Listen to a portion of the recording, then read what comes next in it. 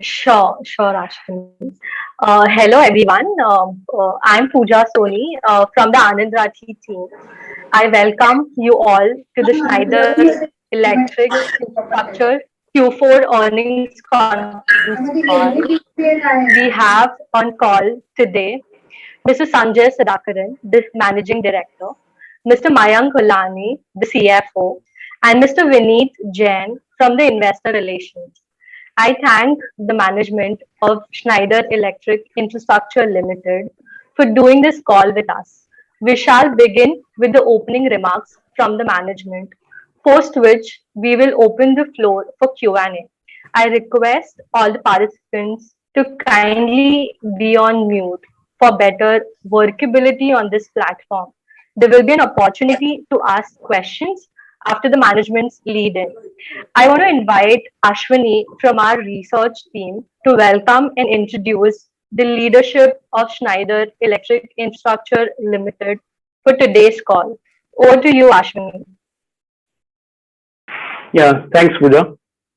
So, thank you, everyone.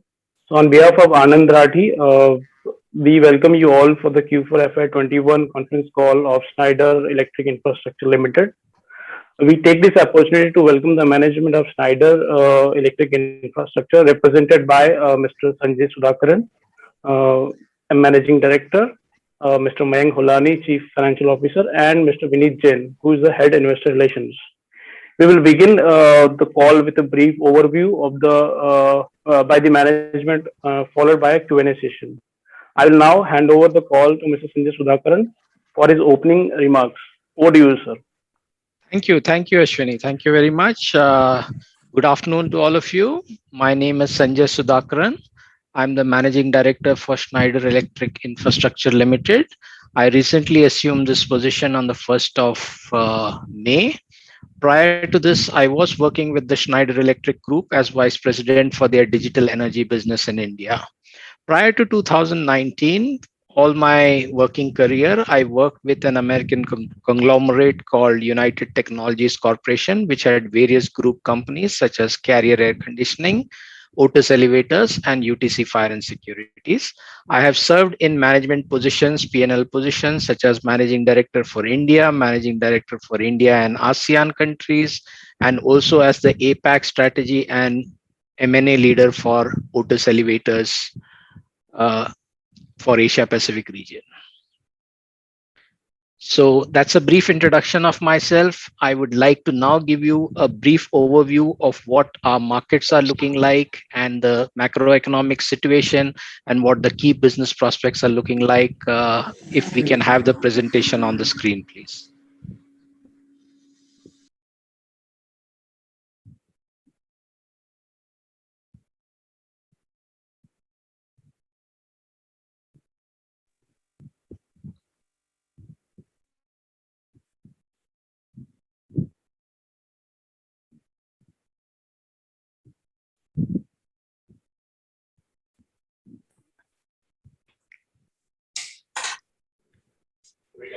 Could you put it on full screen mode, please?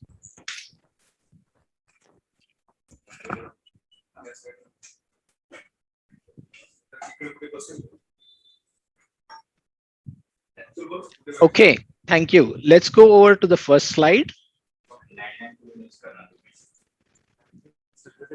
Giving you a brief snapshot of the financial and the overall macroeconomic situation in India, I think this is something which all of you are well aware of and well connected to.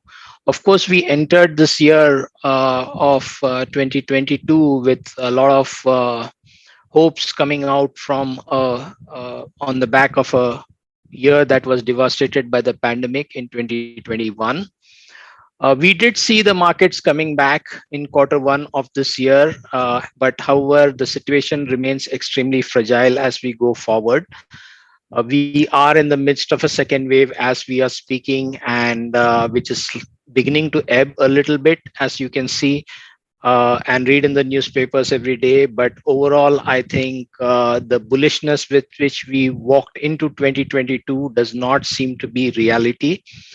As an organization, we will navigate these markets very carefully, taking into account the safety and well-being of our employees and the business continuity that we need to provide for our customers, and also protect the interests of our shareholders. So overall, I think we are entering this year with a little bit of cautious optimism, as I would call it. Let's go on to the next slide, please.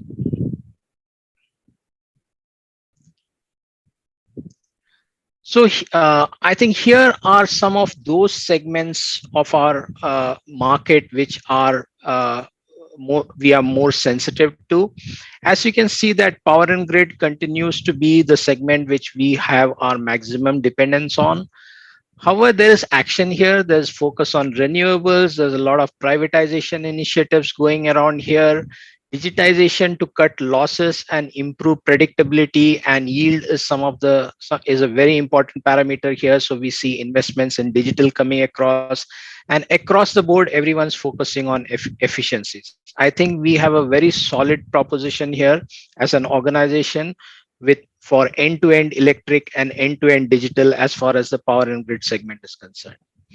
Mining minerals and metals, another key electro-intensive segment for our organization that I see of importance. Here again, sustainability and decarbonization is of key importance. We see that CapEx do seem to be restrained in some of the areas. However, there is CapEx happening, and we are working very closely with our key accounts to make sure that we maximize our share of wallet here. Transportation is an interesting segment. I think we are just on the beginning of the curve of infrastructure buildup as far as modern transportation is concerned. So there are a lot of metro projects that are being announced. There are urban transports, mass transport systems that are being announced, and also tunnel projects. So I think we are very carefully positioned here, and we again see a good opportunity with end-to-end digital and end-to-end electric here. Automotive, we all know the constraints that we face in this segment, so we're not very bullish about this segment, apart from the fact that e-mobility is going to give a boost around here, and we are also preparing to see how we can effectively participate in this sector. This sector is also going to have some ripple effect on power and grid, as more and more autonomous grids will come up, which will feed into the existing grids because of the fact that we will now require a distributed energy management system rather than a centralized energy management system. Oil and gas is an area where CapEx will continue to be under pressure. So we are watching the segment very carefully.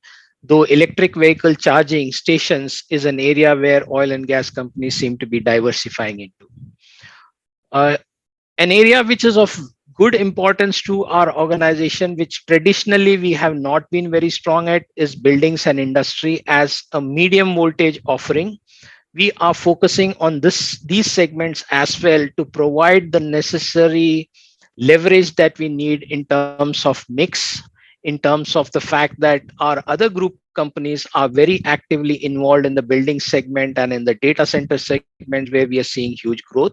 We are plugging in our medium voltage offers into these segments to ensure that we saturate these segments very well.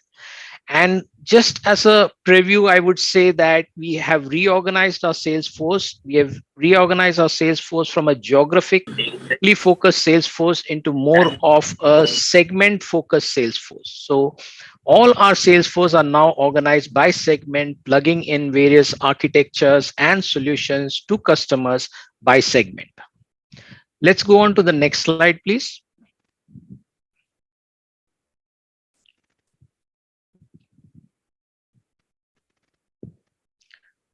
Our priorities are well defined, as you would have already been reading about our organization and the transformation which we have been trying to effect. Very simply put, it's more digital, more services, and more transaction through partners. All this making sure that we contribute positively to the environment by being green and digital. We are backed, of course, by segments and customers, key account customers who very well understand this value proposition. And this transformation is very much in progress, and you will see that this will unlock profitable growth for this organization. So that's our overall strategy, and we stay committed to the strategy. Let's go on to the next slide, please. I'd like to talk about some success stories here. I think skill development is one of the key areas that the government of India is focusing on. And on the back of this, we have diversified on the services area into trying to build facilities for the government of India in different areas for uh, enhancing skill development. And here is one of those examples of a skill development center that has been commissioned by our organization for Orissa Skill Development Authority.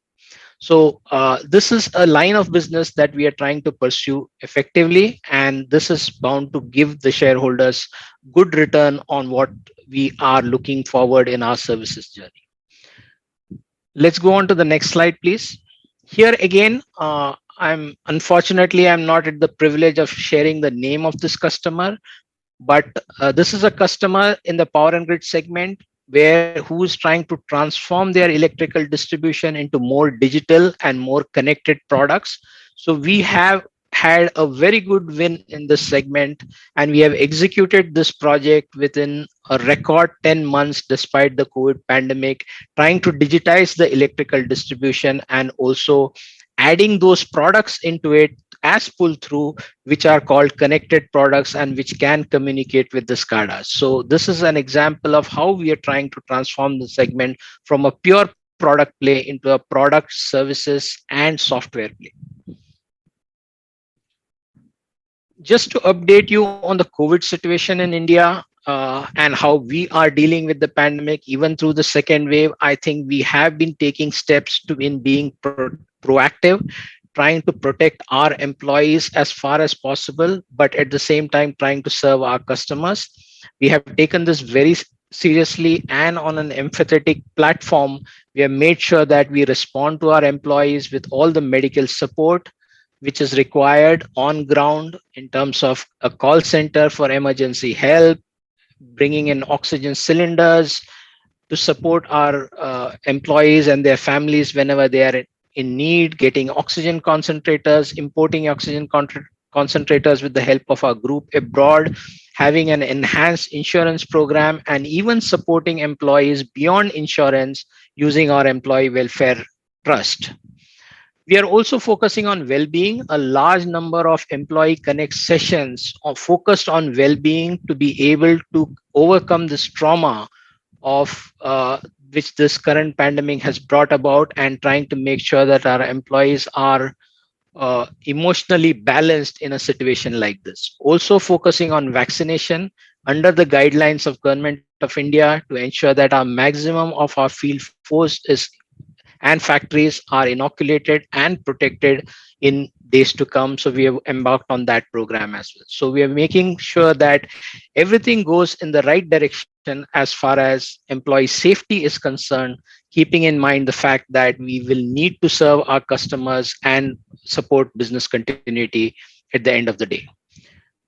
So with this, I'd like to hand over to Mayank to talk about the financials of the organization.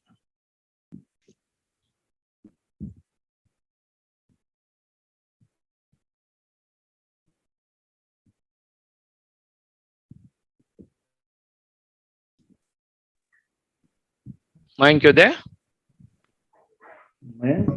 Sorry. Can you hear me now? Hello. Yes, we can hear you. Yeah, sorry. Thanks, Sanjay. Good afternoon, everyone. Sanjay. Hello. Is it okay? Yeah, it's okay now. It's okay now. Yeah. Sanjay was pointing out that the market continues to be challenging, but we are seeing traction in few pockets. And we at Schneider continue to be cautious in order booking in terms of giving foremost priority to our margins and security of cash of collections. So this is the present slide on orders in last quarter and for full year. So we saw good traction in the order booking in the last quarter.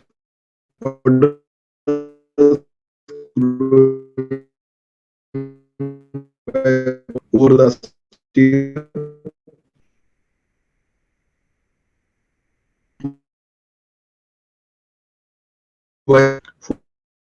for the fund, where during this year we have cancelled almost 120 crores of orders for various reasons, including some of them being from the customer end and a large part from our side because of the RMI, the price validity has expired, or variety of reasons.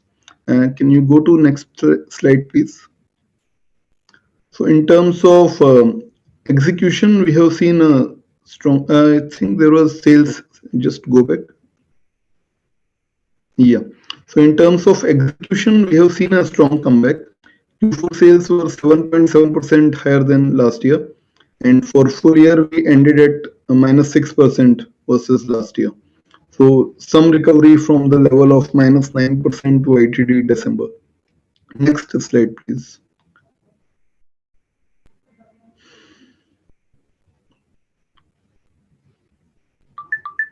Next slide.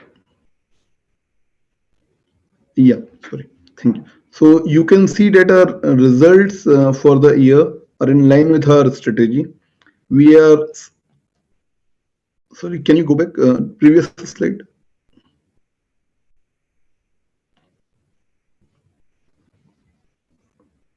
Pooja, previous slide. Yeah, just stay there. So results are in line with our strategy. We have been selective in our conventional orders, which are available in market but have negative impact on margins. So our EBITDA margins have improved by about 3.5 points. And though the PAT is slightly marginally negative, but you will see that over the last many years, this is the best performance, while this year has been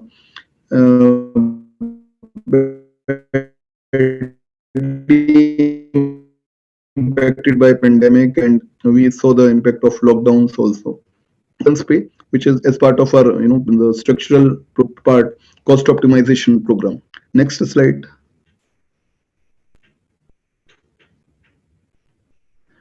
Here you will see the Q4 results. Sorry, Pooja.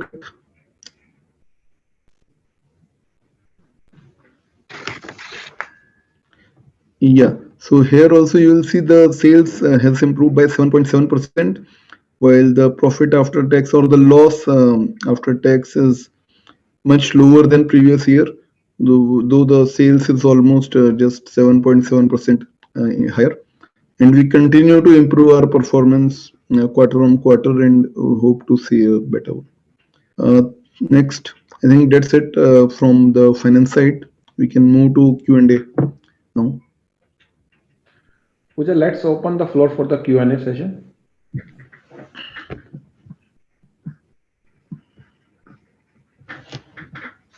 Okay. Yeah. So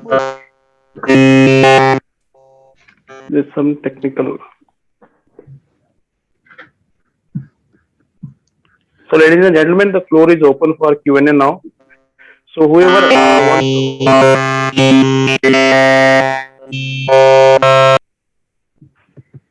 whoever want to ask. Ashwini, you also hear the voice, or only I am hearing? No, I am also hearing the similar noise. Yeah, the floor is open for Q&A. So whosoever want to ask the question, they can raise their hands. Then we'll open the window for Q&A. Yeah, please start asking questions. Thanks.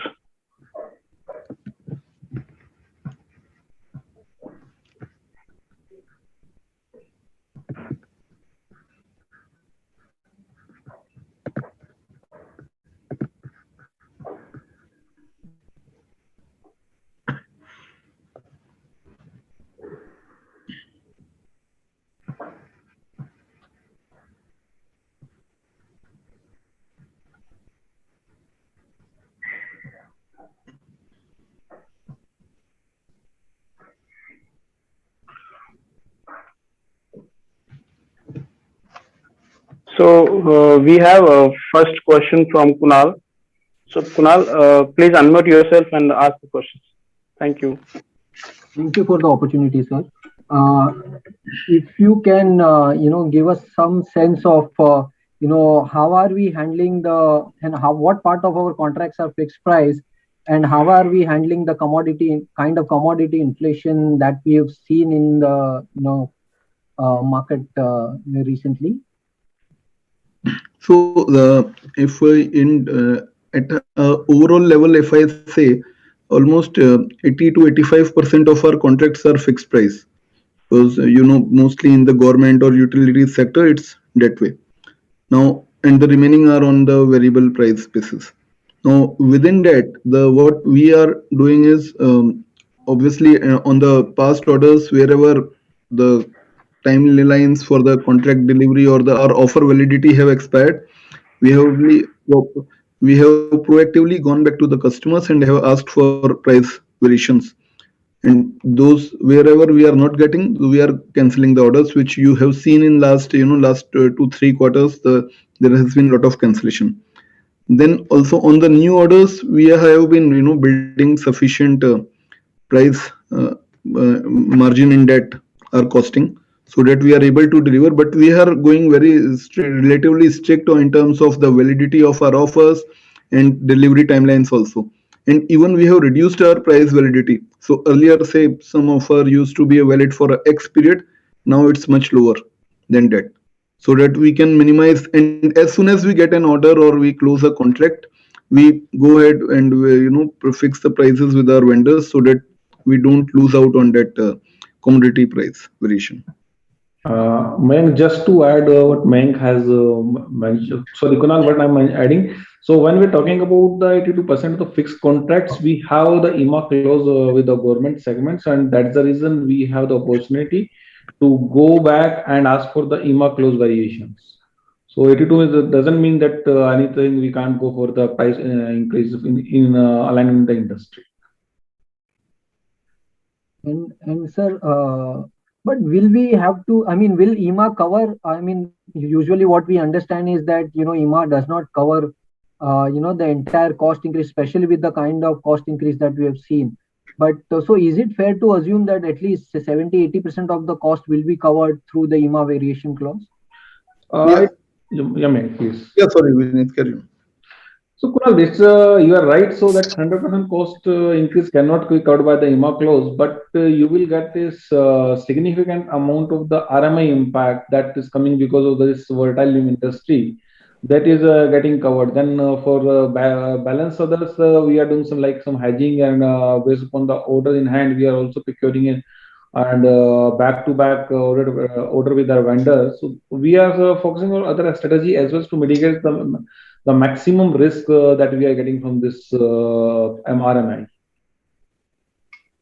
And my second question is pertaining to outlook. While we shared some outlook in our opening remarks, if you can throw slightly detailed outlook in terms of some of the end markets where you are seeing traction, better traction, and how would you rate the inquiry levels or the traction in especially post the second wave? Are we seeing some bit of delays, or the order pipeline is better than what it was previously?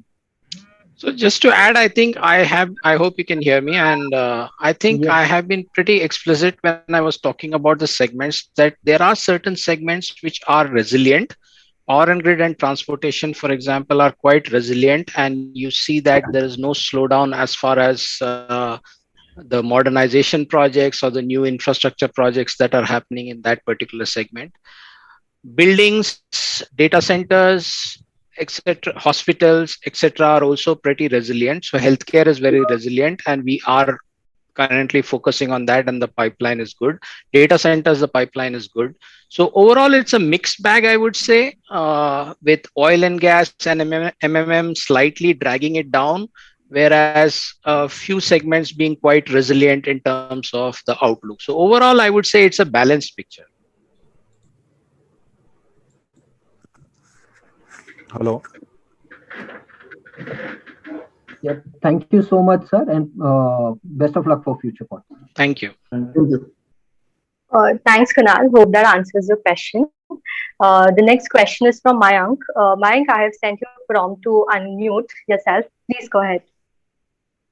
Yeah, thanks for the opportunity. Sir, firstly, I wanted to understand now that the Q1 is almost over.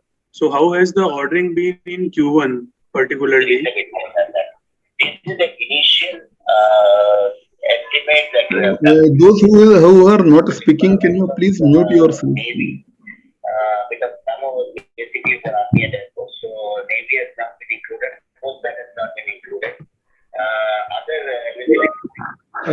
Yeah.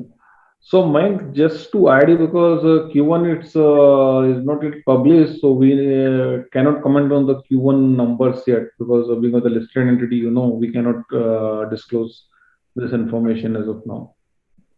So, at least, sir, in terms of inquiries, how they have increased YOY or anything you can give?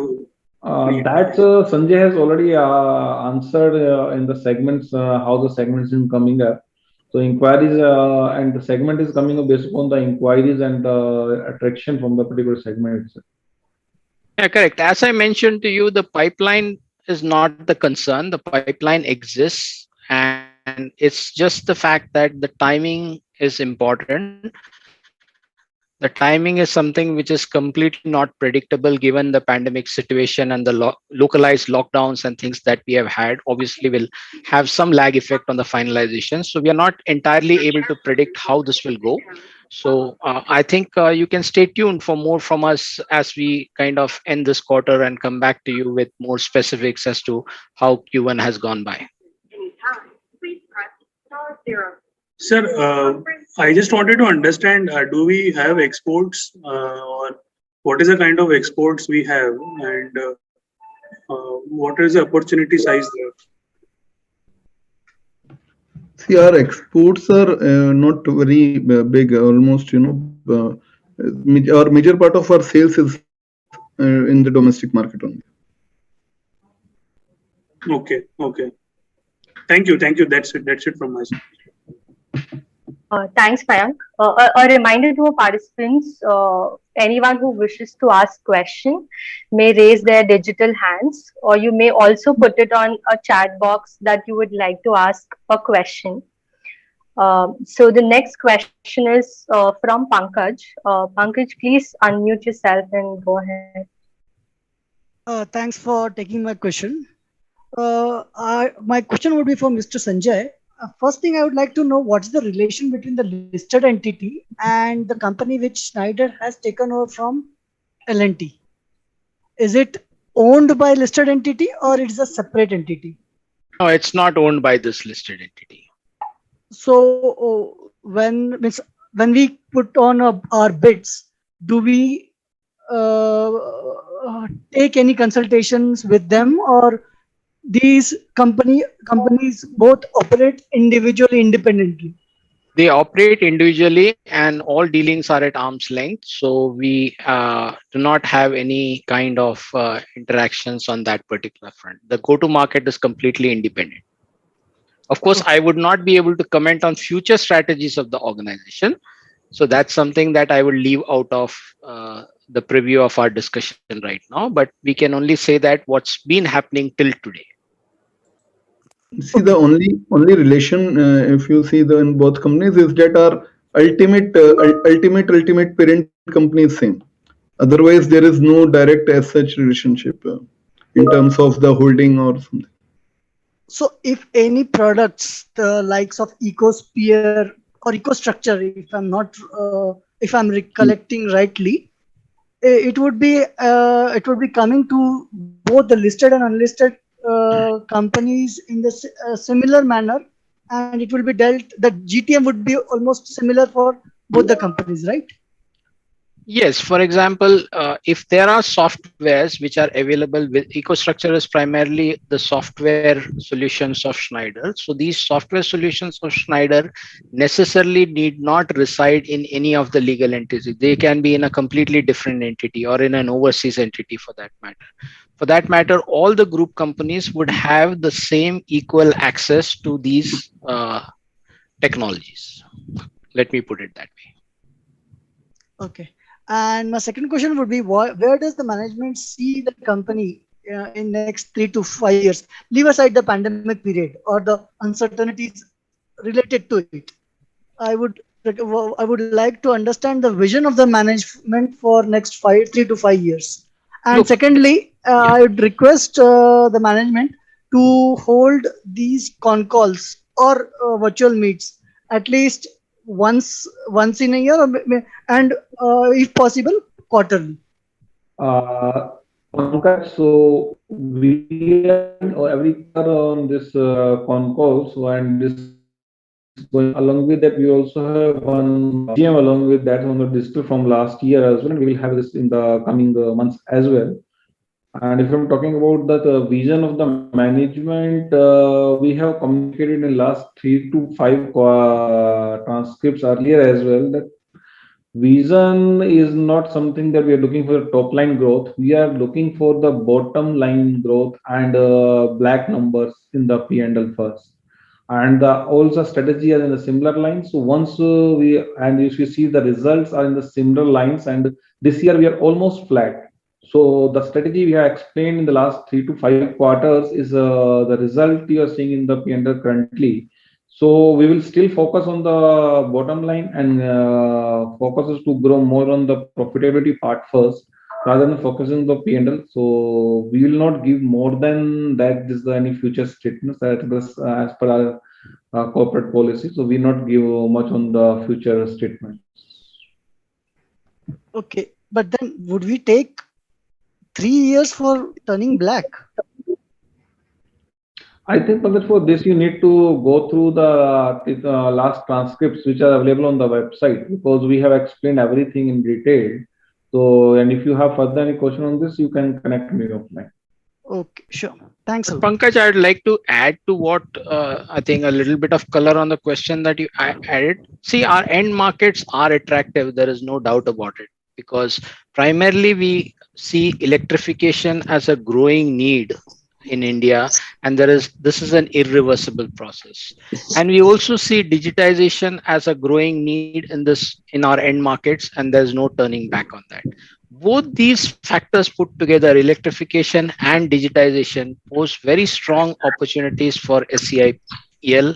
There is no doubt about it. So I think we are poised for certain good, exciting end markets.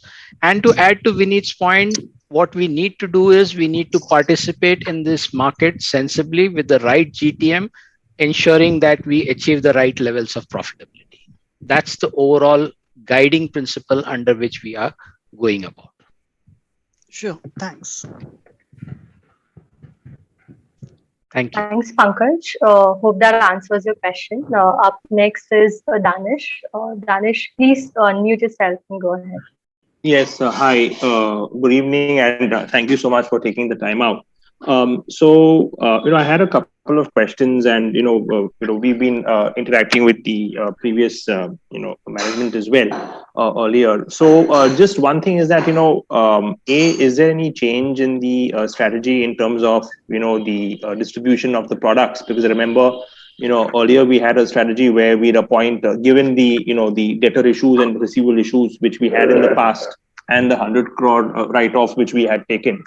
We had then gone ahead and appointed licensees, etc., in various parts of the country to deal with customers. So, is there any change over there? That's number one.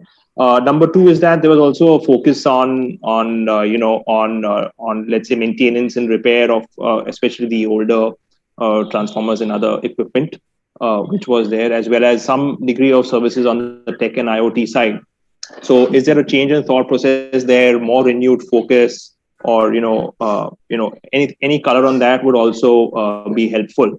And lastly, actually, if you were to see, I would like to congratulate you. Our cash flow from operations has actually improved pretty well for the year. So our auditor keeps on pointing out on the net worth issues. So at some point of time, is there going to be any capital infusion in the company to just remove that net worth issue? Or there's obviously no problem with Schneider. I mean, I completely agree. But just on the net worth side, if you can share some light, it would be helpful. And no need of numbers, even qualitatively is perfect. Thank you. So Danish, I would let Mayank reply to the last question, and then we will come back on the other. Sure. No, Danish, on your while Sanjay will speak more on the strategy part. If you see consistently, our share of transactional, what you said, licensee partner or and services has been increasing, and that has been the case even in this year. So the mix of services and transaction has increased, and that's what is visible in the P&L as well. If you see the gross margin and the overall the P&L, it's reflective of that strategy change, and so there is no change in that strategy, and we continue to focus more towards growing more of services, growing more of transactional. Now on the net worth thing, as you will understand that auditors, what auditor is pointing is okay from their perspective, but this year we have added to the net worth, right? If you see the at least a small amount, but the trend has changed, which has been going in one direction over the last many years. No, but yeah, at this stage I cannot comment more on the future capital infusion or anything on that sort.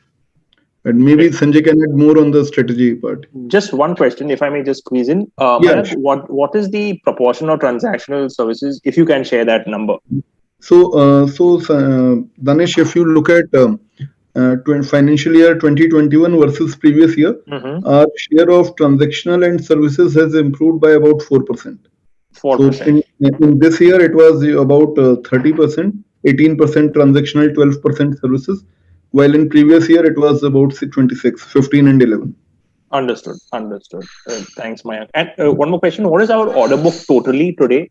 I mean, in the presentation, I think you give an incremental order. So what would be the closing order book?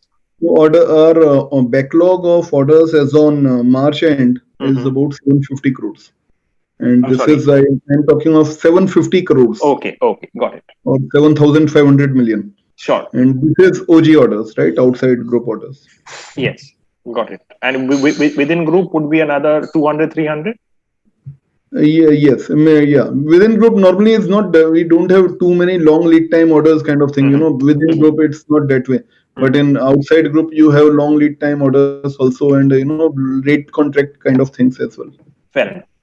Got it. Thank you. Zanis, just to add, we are absolutely committed on the strategy. The strategy is very clear. It's more and more digital in everything that we do. What we do with customers, what we do in services, what we do on our products, and the way we interact with the rest of the world. This is, for example, this call, right? Someone was mentioning we should have more of these calls. So this is absolutely true in every sphere that we do. How we transfer documentation from the factory to our end customers, how we track their warranty, how we track failures, how we track the shipment of goods, everything. We're working on an end-to-end digital program. So more and more digital, more and more transaction, which is through partners, licensee partners and core component partners, leveraging the overall Schneider Group backbone, which is very strong on the partner side. And third is more and more services, right? More and more services, which will give a base revenue, which is more and more predictable at higher margins and drop through. Got it.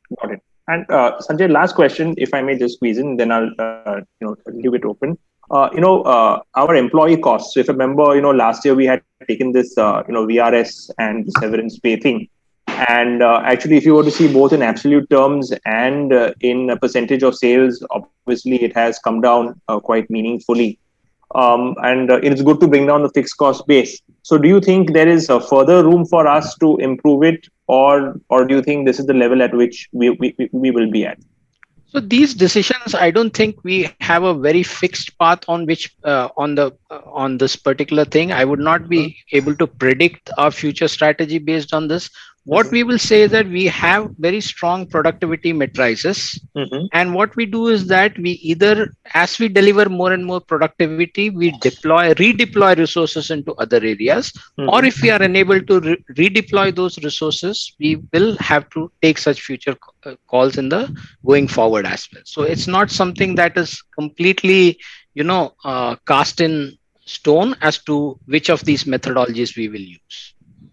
Got it. But do you think the benefit of the current VRS is already there in the numbers, or do you think there is some more which is there of the current VRS scheme? I think, Danish, the restructuring which happened in last year, we should see part of the impact even because it did not happen on the day one of last year. So we should see some benefit in 21-22 also. Got it. Thank you, Mayank. Thank you very much, Sanjay. Best Thank of you. luck. Thank you so much. Thank you. Thanks, Danish. Manish, you may unmute yourself and go ahead, please. Thanks for the patience. Yeah, thank you so much. Can you hear me? Yes, Yes. Manish. Yeah, Clear. thank you so much. Just a few questions, please bear with me. One is on the exports. Mayank did mention that the numbers are not significant, but like I believe it is double-digit revenue share for us. Just if you can clarify what is the exports from India, and also as a follow-up, I believe there are a couple of products which are identified as a sourcing base for the global markets to serve the group. So if you can just give us a perspective, how do we leverage our domestic manufacturing to grow exports? That is number one question. Number two question is on the digital solutions offering, what we have been promoting, and we have been seeing improving trends on that. So what is the revenue share at the moment coming from the digital solutions, both on connected products as well as the solutions what we offer through our EcoStruxure platform? If you can give us a perspective, then I'll follow up with more questions. Thank you so much. So on exports, yes, the number, Manish, is in double digit. You are right, it's in double digit. So that is for sure. Now on second question, can you give us the number? What is the revenue share from the exports? I don't have it with me readily. Will you have it? Right now? Manish, I will let you know after the call. Sure, Vinit. So second question you had on the digital, right, Manish? Yeah. So Manish, on digital, I would just like to add that, digital, we don't, it's not important to measure the digital revenue per se. Digital is the stickiness between us and our customers, because it's a platform business, right?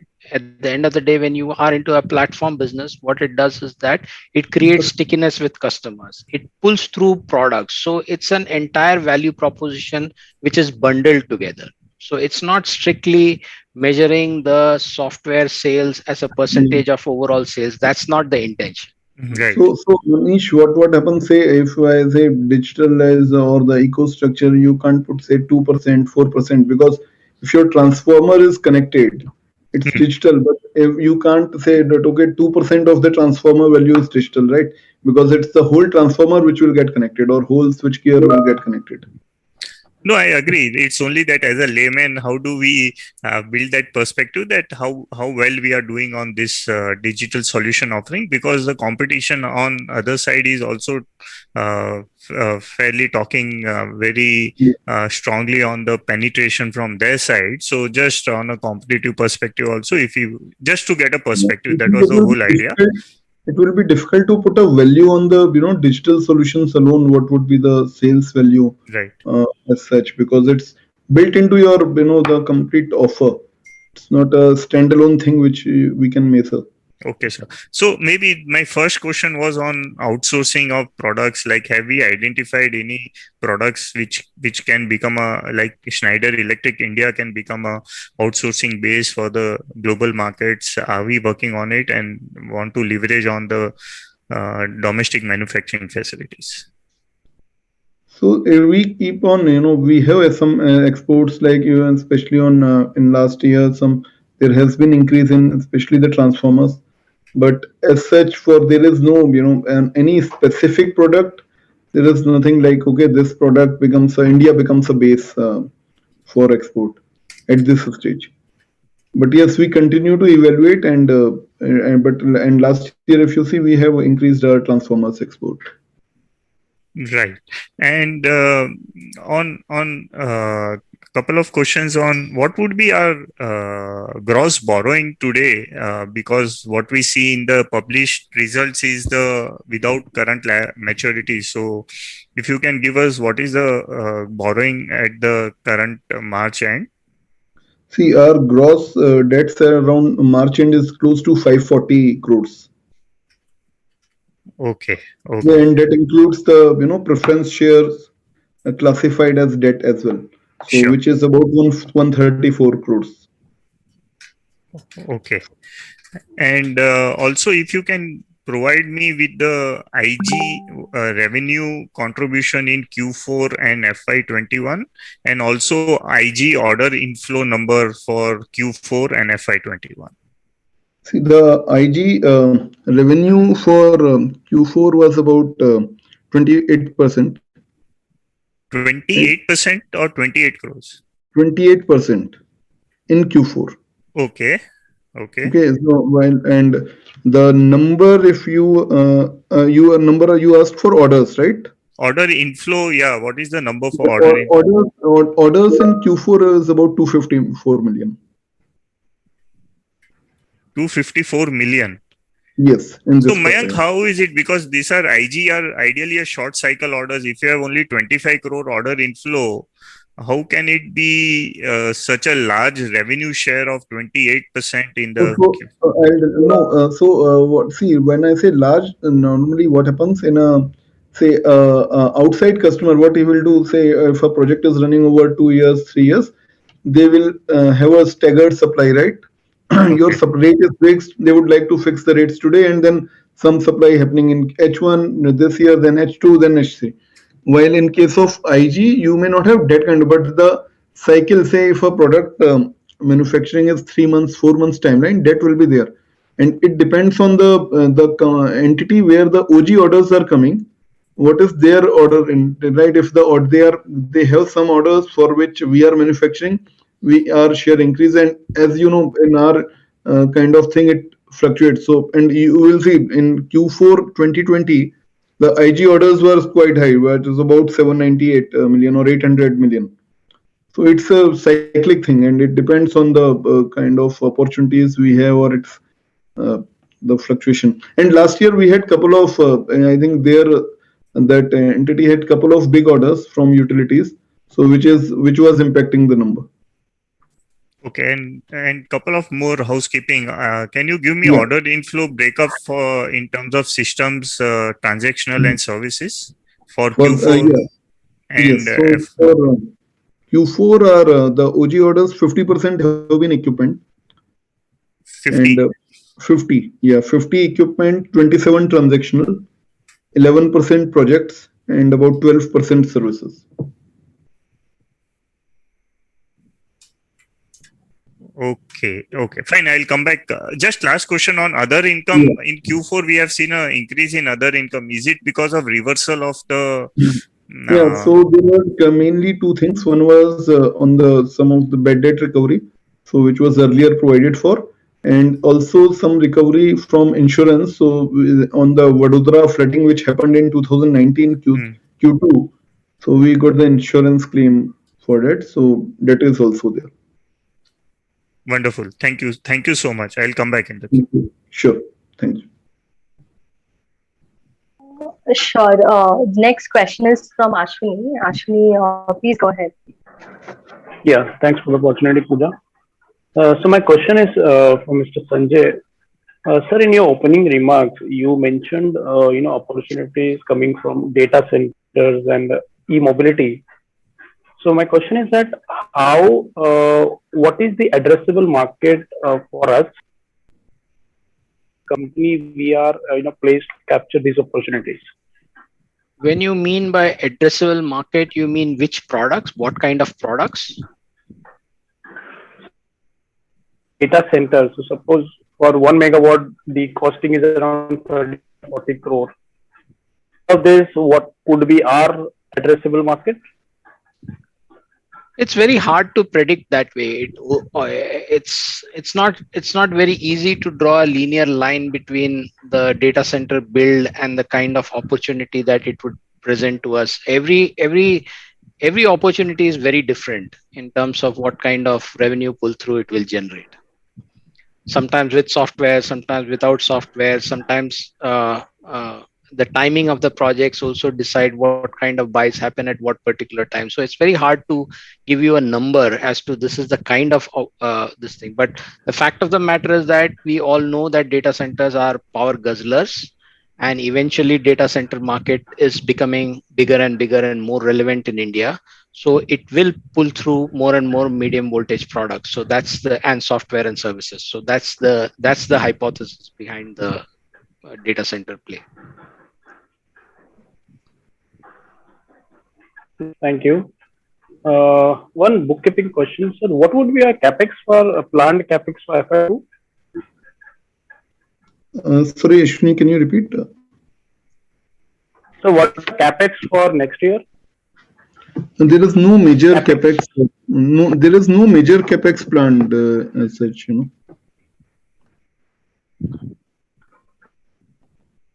Thank you very much. Thank you.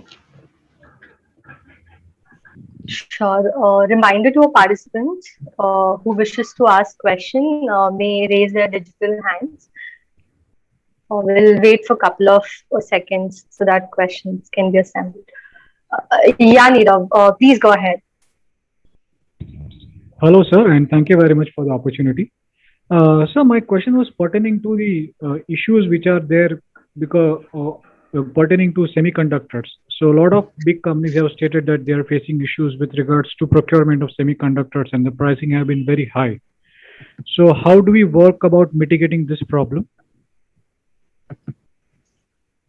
So I think on the semicon side, only a certain fraction of our play has been impacted due to the semicon fluctuations and the supply bottlenecks that have been created worldwide. And as a group, the entire group supply chain is actively involved in mitigating those supply risks and making sure that business continuity happens at our side on those impacted products. So it's a very small fraction, but an important piece. So the entire group is kind of supporting us on this particular matter. Right. And sir, my second question would be pertaining to 5G related capex that can happen in India going forward once the spectrum issues are sorted out. Okay. How do you look at that opportunity from our perspective? So on Nirav, first of all, I would say that I don't have a complete answer to what you are asking right now, but from what I see at this point in time, from a strategic perspective, I think what 5G is going to do is it's going to make connectivity much better. It's going to be able to process much data much faster. And the capabilities on the software side and the hardware side will improve based on these particular aspects. And we will have more and more products that are connected and digitally capable of analytics and things like that. So I think overall, it is an enabler to the journey. But I'm not able to clearly see any linkage right now between 5G and how it would impact the current products as such. Thank you, sir. Thank you.